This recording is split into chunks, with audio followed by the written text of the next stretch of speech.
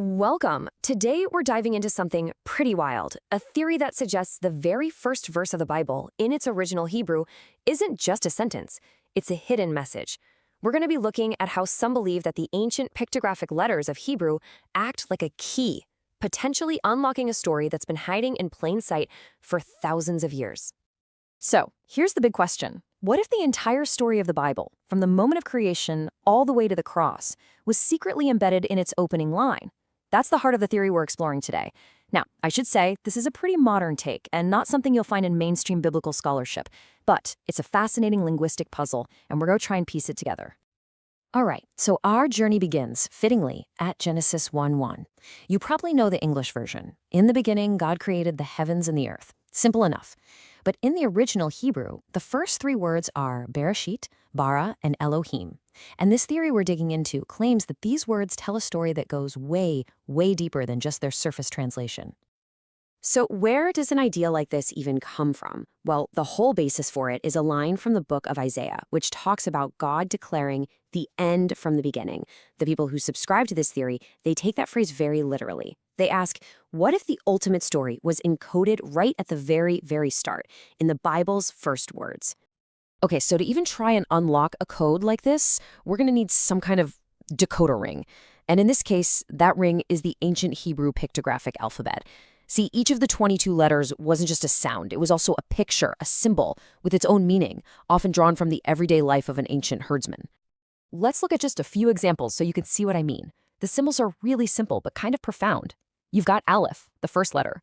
It's an ox head, and it symbolizes strength or power. Then there's Bet, which looks like a tent or floor plan, and it means house. And then Resh, which is the head of a man. Then it means, well, head or chief. You can see how each letter tells its own little story. And here's where it gets really cool. When you combine these little picture stories, they form words. So you take Aleph, strength, and you put it with Bet, house, and you get the word Abba, which literally means the strength of the house, or father. Then you combine Bet, house, with Rush, head, and you get Bar, the head of the house, or son. See how the meanings stack up to create totally new ideas? So, now that we've got the basic method down, let's take this pictographic lens and apply it to the very first word of the Bible, Bereshit, which we've always translated as in the beginning. Here it is in all its glory. Now, just a quick reminder, Hebrew is read from right to left, not left to right like English. So we're going to break this word down letter by letter, starting from the right, and see what kind of message pops out using these ancient picture meanings. Okay, so starting from the right, the first two letters are Bet and Resh. Well, wait a minute. Together, they form a word we just saw, Bar, meaning son. So, according to this interpretation, the Bible doesn't start with in the beginning at all. It starts with the word son. Let's keep building on that. So after Bar, we have the letter Aleph, the symbol for strength, which gets interpreted here as of God. Next up is Shin. It's a picture of two teeth, and it carries this idea of destroying or devouring something. Then we have Yud, which is a picture of a working hand. And last, we have Tav. The ancient symbol for Tav was literally an X or a cross-like mark, and it meant a sign or a covenant. In this theory, it's taken to mean the cross. And when you string all those pictographic meanings together, in order, you get the sentence. The Son of God is destroyed by his own hand willingly on the cross. A complete prophetic statement, supposedly hidden right there inside that very first Hebrew word. It's pretty mind-blowing stuff. But wait, the theory doesn't stop there. Proponents say they find patterns that back this up in the next two words of Genesis 1:1.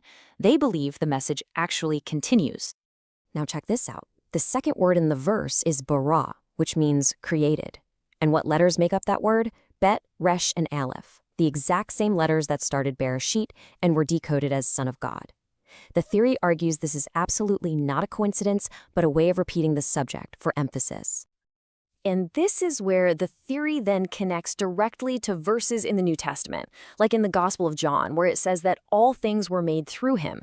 The idea is that the ancient Hebrew itself is identifying the Son of God as the one who created everything. All right, on to the third word, Elohim, the Hebrew word for God. Now, grammatically, something really interesting is going on here.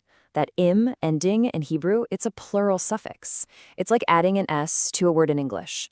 So the theory points out that the very first name used for God in the Bible is, strangely, a plural form. So when this word gets the pictograph treatment, another sentence seems to appear. The first two letters, Aleph and Lamed, form El, which means the strong shepherd.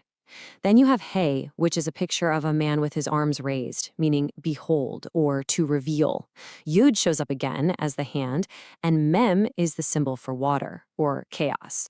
So you put those pieces together, and the hidden meaning of Elohim becomes the strong shepherd reveals his hand on the waters. This gets interpreted as a powerful statement about God's creative power over the universe, a theme you see later in places like Psalm 23, "The Lord is my shepherd." So, what happens when we put these three decoded words all together, side by side?